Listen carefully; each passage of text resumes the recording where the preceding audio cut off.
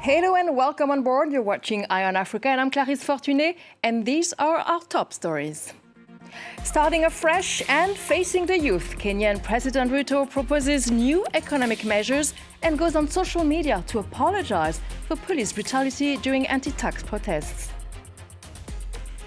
A decade since Ebola, Sierra Leone is now battling another outbreak, the Lassa fever. The mortality rate has skyrocketed in recent years. And then to Morocco, where the country's wine industry is thriving. Less well known, but still crucial to the sector, is the activity of cork harvesting. But first to Kenya. After weeks of nationwide protests against a proposed tax increase, President William Ruto has now come up with a new series of austerity measures to cut spending. It includes reducing the number of advisors in government by 50%. He said Kenya was set to be economically transformed. I have today appointed an independent task force to carry out a comprehensive forensic audit of our public debt and report to us in the next 3 months.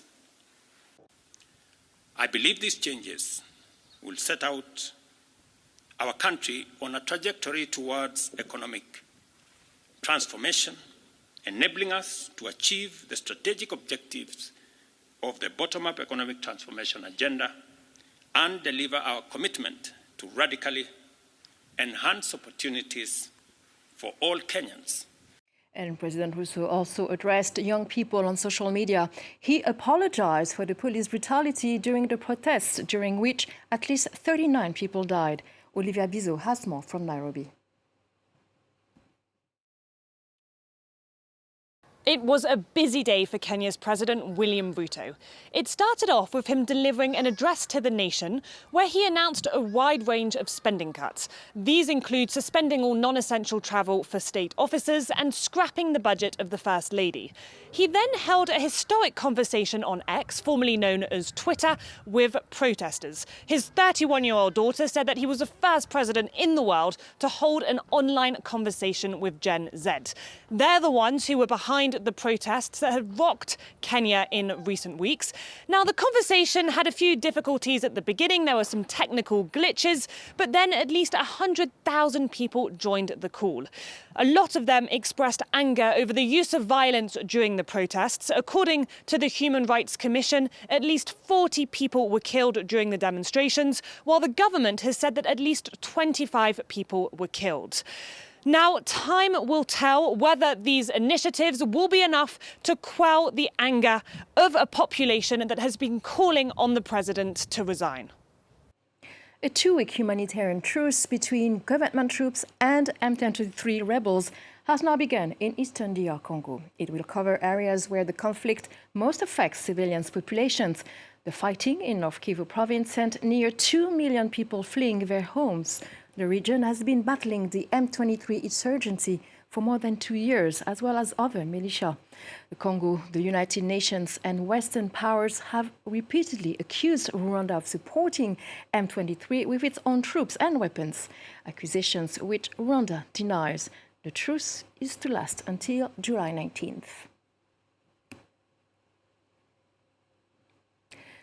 A decade after the Ebola epidemic killed more than 11,000 people, Sierra Leone is now battling another outbreak, the deadly Lassa fever. For now, cases remain sparse, but mortality rate has skyrocketed in recent years. Laurent Bersecher has more. Deep into the Sierra Leone jungle, ecologist James Koniga and his team are on the lookout for traces of rats.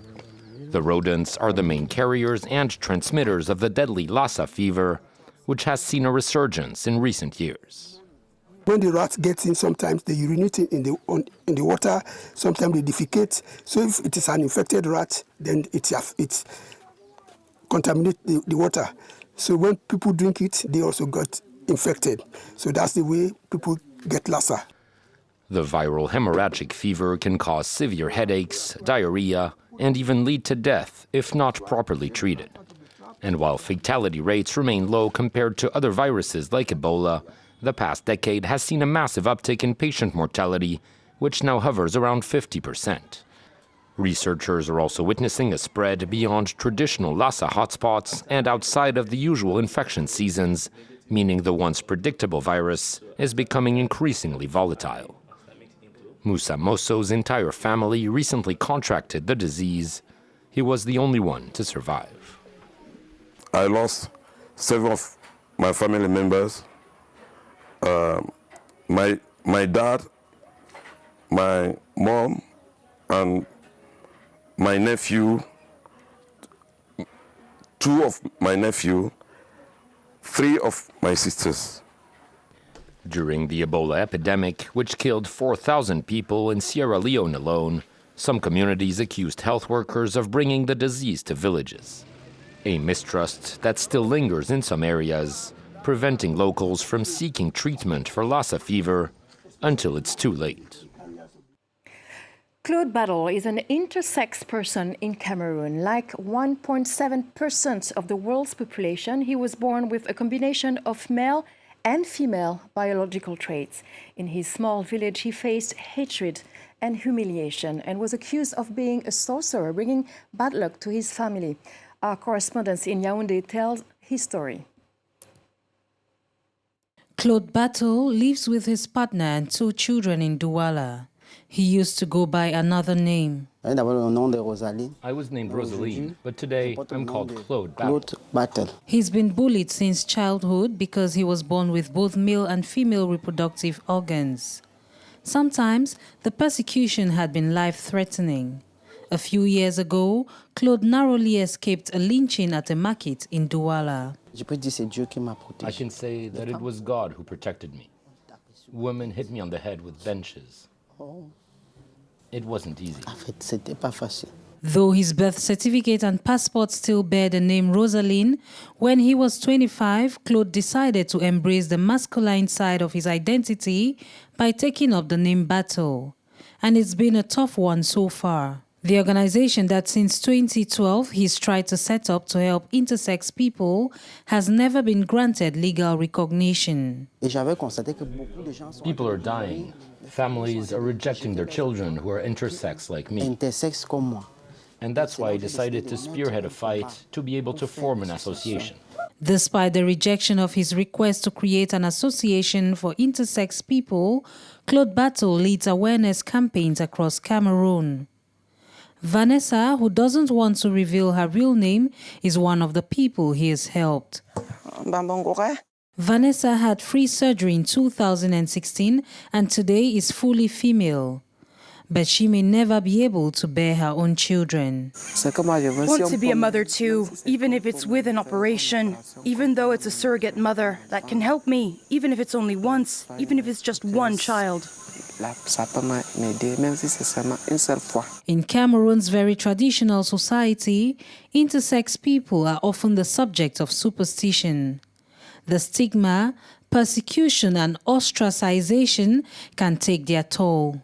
We don't know how they live their childhood. We don't know what they went through, so they must get support. Experts estimate that up to 1.7% of the population are born with intersex traits. Femme Debout is an association that fights for the rights of intersex people in Cameroon. According to findings carried out by the association, many intersex people living in the country have no identification documents as they are unsure of their gender. To Morocco next, where the country's wine industry is the second largest in the Arab world after Algeria. Less well known, but still crucial to the sector, is a peripheral activity, cork harvesting. Hard hit by drought, Moroccan cork producers are now introducing a new technology in an effort to speed up the harvest, protect trees, and hopefully revitalize a struggling sector. Brian Quinn has the story. Next time you pop open a wine bottle, spare a thought for the cork. Made from the bark of cork oaks, most come from Portugal and Spain.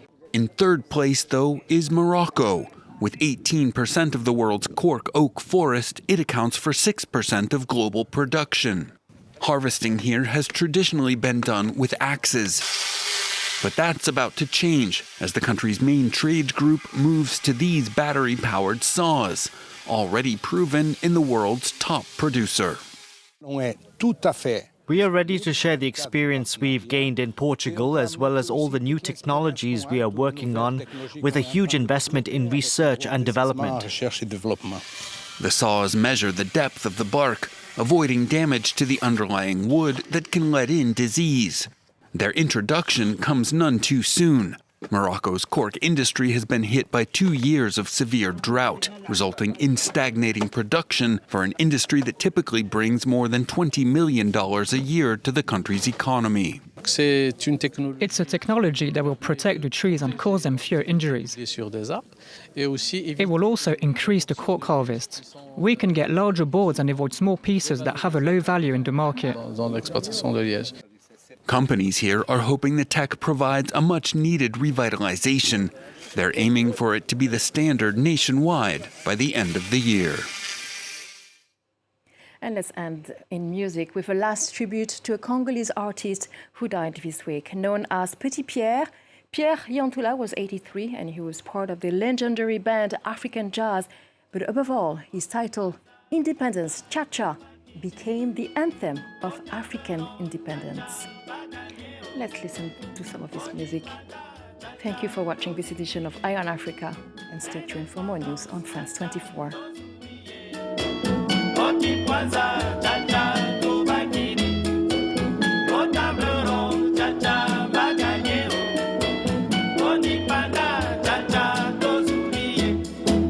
Asora